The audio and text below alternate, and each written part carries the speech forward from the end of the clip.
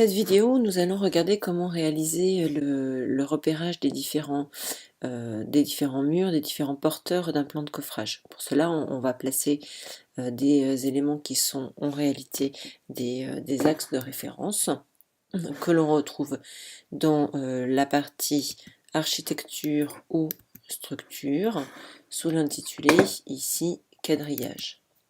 On peut venir placer en saisissant l'axe d'un mur. Hop, un repérage. Si je zoome dessus, vous voyez que cet repérage est numéroté. Je me suis accroché à l'axe de mon voile et je peux, alors je clique sur échappe pour sortir de la fonction, je peux très bien, une fois que j'ai fait cet axe-là, venir prolonger cet élément-là. Hop, et je viens le prolonger jusqu'où je veux. Vous avez ici un petit symbole 3D. Ce qui signifie que cet axe va apparaître en 3 dimensions. J'ai une autre option qui apparaît un petit peu plus bas, qui est un petit cadre. Si ici j'actionne ce petit cadre, eh bien je vois apparaître un repérage supplémentaire sur la partie basse. Donc si je le désactionne, je supprime l'affichage et sinon je note l'affichage. Donc de la même façon, je peux continuer ma numérotation en allant ici faire un repérage à l'axe de ce voile. Il faut que j'attrape bien sur l'axe. Je viens l'aligner et automatiquement il me propose un alignement par rapport au premier axe. De la même façon, si je sélectionne ce voile là et que j'attrape l'extrémité avec l'axe précédent. Voilà, ici. Et je peux, pareil, afficher le repérage numéroté. Ça, c'est pour les axes qui sont verticaux. Donc, vous voyez que c'est relativement simple à obtenir. Si je veux faire un repérage sur la partie de mon voile horizontale cette fois-ci, eh bien, de la même façon, j'actionne la fonction quadrillage. Je saisis l'axe de mon voile et je viens positionner ici mon repérage. Alors, il me le positionne toujours en me proposant des chiffres. Bien entendu, ici, je peux lui dire, maintenant, moi, je voudrais plutôt une numérotation alphanumérique. Et donc, je mets grand A. Il comprend tout de suite qu'il s'agit de grand A. Et si je prends le voile suivant,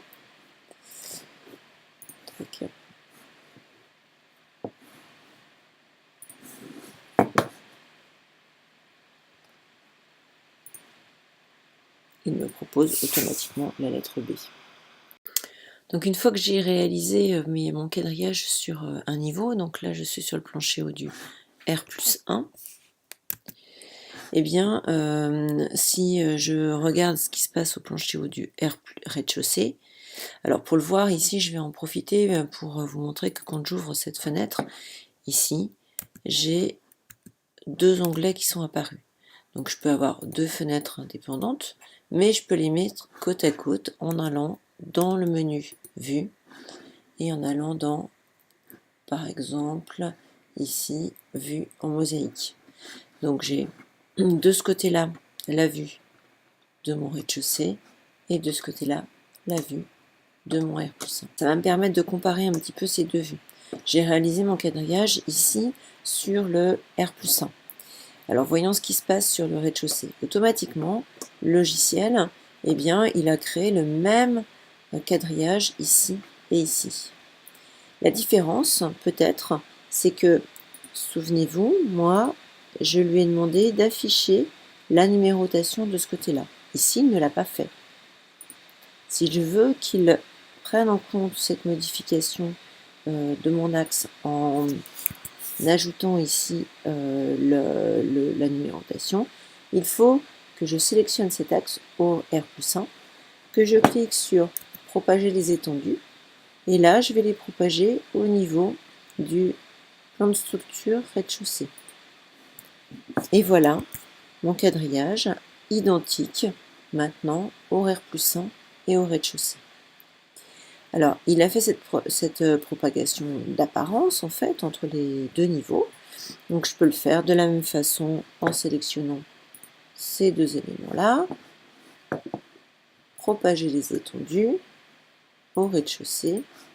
Et voilà, j'ai propagé exactement la même chose. Autre petit détail, quand j'étais donc au niveau du R+1, si je resélectionne cette voie, vous voyez qu'ici j'ai un petit symbole qui apparaît. Ce petit symbole là, si je clique dessus, eh bien je me retrouve tout simplement avec une cassure dans ma ligne et je peux la déplacer comme je le souhaite pour arranger. Parfois, ça peut être utile pour arranger évidemment l'affichage. Si je veux le remettre correctement, il suffit que je l'aligne et là, il comprend que je suis revenu au point de départ. Autre particularité, quand je suis dans un onglet, vous voyez que ici, j'ai un élément qui s'appelle 3D. Qu'est-ce que ça veut dire? Ça veut dire que si j'effectue une coupe, par exemple, je vais prendre la coupe que j'ai ici, je l'allonge un petit peu, voilà, et je vais lui demander d'aller dans cette coupe. Automatiquement, le logiciel va me montrer le quadrillage A et le quadrillage B. Donc pour mieux voir ce qui se passe, je vais fermer la partie rez-de-chaussée et de nouveau dans l'onglet ici vue, je vais lui demander une vue en mosaïque. De cette façon-là, de ce côté-là j'ai une coupe et de ce côté-là j'ai ma vue du plancher haut et du R+1. Ici je me retrouve avec deux vues. La coupe 1 qui se trouve ici, dont l'emprise est relativement réduite, que je vois donc ici, et ici mon plancher haut du R+1. Ce que je peux constater, c'est que je retrouve bien entendu tous les quadrillages que j'ai dessinés ici, je les retrouve directement ici. Imaginons maintenant que je veuille réaliser le quadrillage de ce mur-là.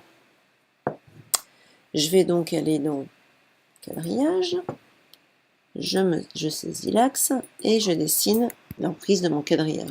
Donc, bien entendu, ce quadrillage-là, eh ben, il n'apparaît pas là, puisque si je regarde bien l'emprise de ma coupe, eh bien, mon quadrillage échappe à l'emprise de ma coupe. Donc, je ne vois pas le quadrillage là. Si par contre, je déplace ce quadrillage et que je le mets un petit peu plus loin, là, je le vois apparaître sur ma coupe. Alors, ça peut être embêtant parce que moi, j'ai pas envie que les lettres ici apparaissent à l'intérieur de mon plan. Mais d'un autre côté, je ne veux pas que sur cette coupe-là apparaisse le repérage d'un axe, d'un mur qui n'est pas dessiné sur cette coupe. Alors comment faire? Eh bien, je peux tricher un petit peu. C'est-à-dire que ici, je peux lui dire de passer en mode 2D. Alors, vous voyez que quand je fais ça, quand je suis en 3D, j'ai un cercle rond qui définit l'emprise de mon quadrillage. Et quand je passe en 2D, eh bien, je ne vois plus qu'un petit point. Si ce point, maintenant, je le déplace, je déplace donc l'affichage de la lettre, de mon repère, mais l'emprise ici de mon quadrillage n'a pas été augmentée. Et donc, eh bien, le quadrillage n'apparaît pas sur ma vue ici de coupe.